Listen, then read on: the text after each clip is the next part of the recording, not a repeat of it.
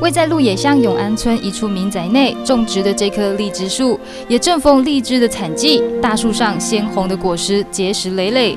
大树下也是87岁谢老婆婆乘凉休息的场所。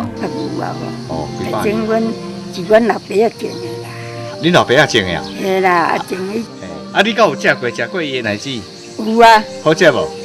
好啦，好吃哈。老婆婆说，这棵100年老树并没有因为树龄老成而影响到结果，反而一年比一年更茂盛。将近20公尺高的荔枝树，树冠100坪，也是目前台东平地所见最大棵的荔枝树。这棵超过100年的老树，也常勾起附近居民儿时的回忆。在30-40年前，小朋友们喜欢在这棵荔枝树下玩捉迷藏、打弹珠，或者是爬到树上玩树上轨。而这棵树也可以说是陪伴了他们的童年。东台新闻鹿野乡综合报道。